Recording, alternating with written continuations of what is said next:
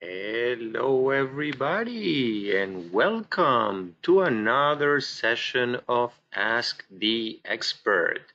Today, with a very hot topic using a GEDCOM to import, export, or simply manage your family tree. As always, my name is Daniel Horowitz, and I am the genealogy expert at MyHeritage. Besides connecting with genealogy societies, bloggers, and media, I'm also lecturing face to face or through webinars like this one, and I am dedicated to genealogy since 1986. I had the pleasure to be the teacher and study guide editor of the Family History Project Searching for My Roots in Venezuela for 15 years. Now, living in Israel, I am involved in digitization and transcription projects, and I volunteer my time to the Israel Genealogy Research Association. And for those of you who are live, you are more than welcome to type your questions and comments on the panel. For those of you who are watching us recorded, well, you're more than welcome as well. And I hope that this video will guide you through the process and will explain you everything about the GEDCOM. As you are already used to, I hope, this is a hands-on workshop, so let's go to the website. But today I'm going to start a little bit different and honoring my son that whoever and whenever he has a question, he just said, Daddy, just go to Google. So I am going to start right there. I'm going to start in Google, just asking Google how to export GEDCOM. Just simply two words, and Google is intelligent enough to let me know or complete what I may think on my question. Whenever I click and I look at the results, I will get all the information and all the answers of how to work with GEDCOM. Another way will be going to the help center of MyHeritage and simply asking there how to export a GEDCOM. Now, the very basic that you should be looking into, no matter what website or program you are using, is the way of exporting this GEDCOM. Most of the softwares, same as the Family Tree Builder, will have that or should have that under File or probably Edit. And then what you're looking for is for Export GEDCOM. So GEDCOM is kind of the standard to move family trees from one place to the other.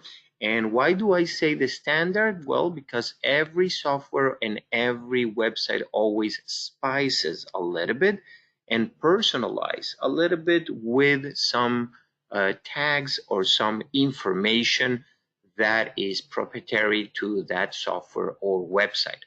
Now, today, probably I am going to reveal something to you that you have never thought about it, and is to open that file, that GEDCOM file with Notepad.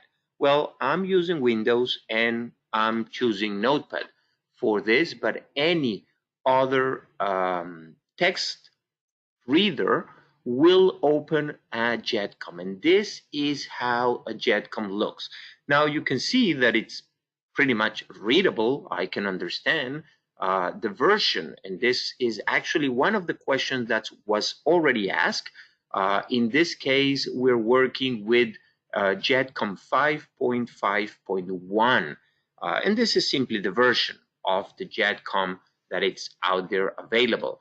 And you can also see and pretty much understand that here is the information about one guy in my family tree, and you may recognize this from previous videos. And as the experts, Brian Jensen, right there, with his given name, his surname, his sex, his birth, death, and family.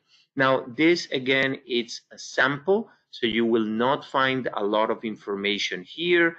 Probably for Joseph Jansen, you can detect how the birth date is 1907 and the birthplace is London, UK, and he's dead, and the death date is 1997. Now, although you could, I would not recommend you to change or to edit a GEDCOM file directly. Again, you could. Nothing is going to happen, but I prefer to just leave it as it is. Okay, so what do you do with this GEDCOM? Very easy. You come to Family Tree and your website at the MyHeritage website. You come to Family Tree and then you select Import GEDCOM right there. You see below the enhanced photo? So let me click over there, Import GEDCOM, and now the website is going to ask me where is this GEDCOM file. So all what I need to do is I need to find that GEDCOM file on my desktop, and it's right here. And once I have identified it, I can just simply upload, and that's it. I will receive an email when this GEDCOM will be available to use. Now, if I click on Family Tree, as you may be very well aware, you will get your main tree. But remember that in the upper left corner, you will see other family trees that you have. And in fact, I don't know if you noticed the name of the file that I had before, and I can see right there in the list, that is the GEDCOM that I just imported right now in front of your eyes. And if I click over there, I will get immediately everyone in the family in the right place with the right information. Remember Brian Jansen and Joseph Jansen with all the details. Is that easy? Now, let's move and make things a little bit more advanced. Where do I manage my tree and everything else? Well, under Family Tree, you go and you look for Manage Trees. In here, you're going to see actually a list of all your trees, including, again, the first one that I just uploaded. You will see that the language is English, and MyHeritage is telling me that this is actually the source was a GEDCOM that I imported right now, July 2nd, 2020. Now, if you would like to export a GEDCOM from any specific family trees here in the website, very easy. You see that every tree has an export GEDCOM option right there. Whenever you click over there, automatically MyHeritage is going to ask you if you want to include photos in that export. How come photos and media can be added to a text file? Remember, this is your GEDCOM, and you can see that there is no place for images right there.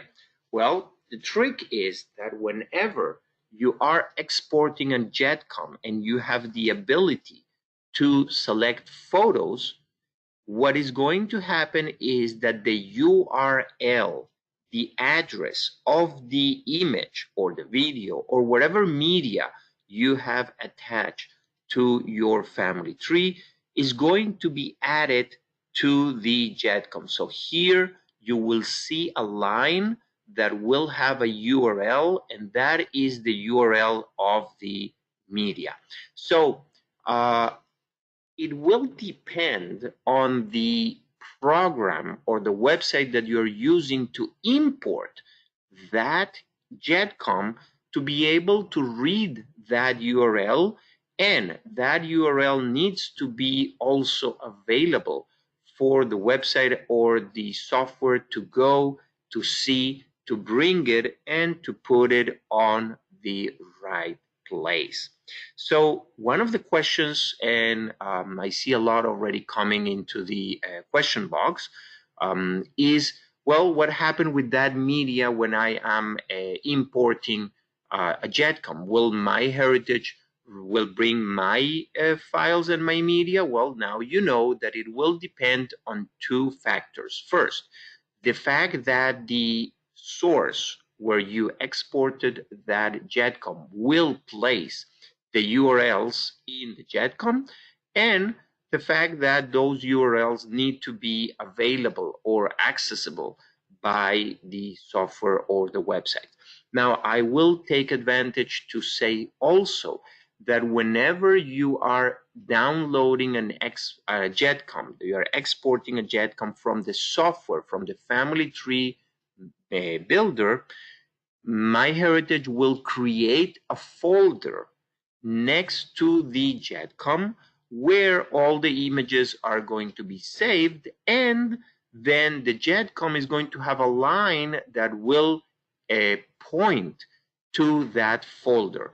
The problem is that websites normally don't they don't care, or they really don't rely to that folder, because you have no way to import that folder together with the GEDCOM. So if you're working online, it's only the GEDCOMs based on URLs. If you're working software, then yes, you can download from other softwares that will have also the images on a folder, and Family Tree Builder will also know how to look into a folder in your computer and put all the information back together in your family tree. Okay, so it is that easy. Now, why else you will want to download a GEDCOM? Well, not only to move your tree from one place to the other, but also to keep a backup of your family tree from whatever place you will have it. Now, one very important word of caution. You notice that in any time MyHeritage asked me about if that tree was already uploaded. Like MyHeritage took this tree and just uploaded here as a GEDCOM. In fact, it could have been this tree or this tree. And what's happening is that every time you upload a GEDCOM, for MyHeritage is a new tree, meaning all the smart matches, all the record matches, all the intelligent technology is going to be triggered again. So you're going to end up with a lot of duplicates of matches and records and everything else.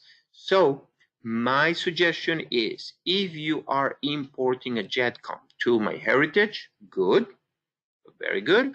So, but then keep your tree, your main tree, as the MyHeritage tree, and export GEDCOMs from MyHeritage into whatever source you used before. I'm sure in all my research that I have done that whenever you upload a GEDCOM to the other place, they will recognize that this is an update and will not trigger everything else. It will just update whatever you have. That will be probably the only inconvenience of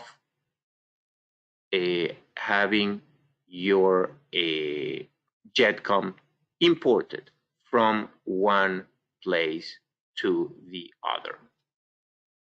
Okay, I see a few questions here, and I will just go back to the presentation because before I address those questions, I would like to tell you about some announcements. Some you already may remember or know, but if you want to watch any other webinars and you want to learn more about MyHeritage and how to become a better genealogist, I will recommend you to go to Family Tree Webinars / MyHeritage, and let me type all those URLs in the chat so they will be easier for you to remember or to take them. In here, you will find all the webinars totally free, recorded, or those that will be during the next couple of months, and you can register and attend there without any problems. Also, would love to have you in the next Ask the Experts. And for those of you who are used to come to the events, thank you very much. But please note that during July, at least, we are having series only on Thursdays. Thursdays, 1 p.m. Let's slow down a little bit during July and enjoy a little bit of the summer. But we're going to have, yes, experts invited. So go to that URL, see the sources and the descriptions and the register links for those upcoming Ask the Experts. I'm already working on the August ones, and I hope to see you there. But if you cannot wait until the next time, I will suggest you to go to the knowledge base on education.myheritage.com. Over there, you will be able to see some of the recordings that we have done in the past. You have also other webinars that are there available for you, material that you can download to do better genealogies, or just simply read articles over there without a problem. Okay, and with that, I will thank you for being here today, either live or recorded. And again, I see some questions here. So let's try to address one by one. Okay, I deleted my tree and then used the GEDCOM file to install an updated tree. When the new theory of family relativity came out, I got none when I had many before. What do I need to do, John? Well, John, yes, unfortunately, that it's another consequence of GEDCOMs, because the theory of family relativity only triggers, or it's only run every certain time. It's not something like the smart matches or the record matches that it's triggered automatically. So unfortunately, you will need to wait until the next time we run the theories of family relativities.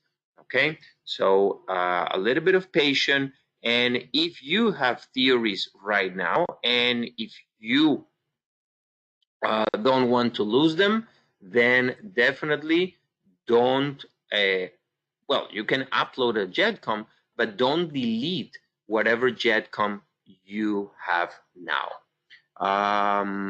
Okay, what version of GEDCOM does MyHeritage works? Irene, yes, and I got your email, Irene. Thank you very much, and I already answered you. It's 5.5.1. You also ask about the character set, and wow, this is a very advanced question. UTF-8 or Unicode? And for those of you who had no clue what Irene is asking, this is related to accent characters and foreign languages. And you should know that MyHeritage supports 42 languages, including Hebrew, Greek, Russian, Ukrainian, and all those languages needs a Unicode or no, UTF-8 in order to be displayed correctly. So yes, if I'm not mistaken, is UTF-8, but for sure, and if I'm mistaken on that, for sure I can tell you, Irene, that we support whatever language you will be able to write. Irene also was interested to know upload GEDCOM from Reunion. Yes, from Reunion, from Legacy, from Ancestry, from Family Tree Maker, from any software or website that you can export, then you will be able to import without any problem. Carol, that doesn't make sense. Okay, you will need to tell me what doesn't make sense. And I'm sorry if I said something that doesn't make sense, but I will explain it again. Maybe it's related to your second question. If need to upload an updated GEDCOM and the old one is already in MyHeritage, should I delete the old one? Well, Carol, depends. If you have theories of family relativities, then no, don't do it, because you will lose um, the theories. Probably, and for the meantime, and I can tell you that probably in the next 2 months, we're not going to run the theories, although we are trying to run those in a more frequent times. But I will say don't delete it. If you don't have theories, then you have nothing to lose, but the matches that will come again, and probably better if your GEDCOM has more information and better information.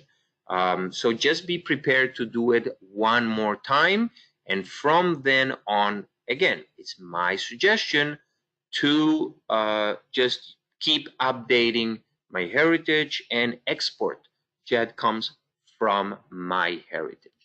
Irene has another question here. Is someone in my family already has a family tree up on MyHeritage? Can I connect mine to theirs?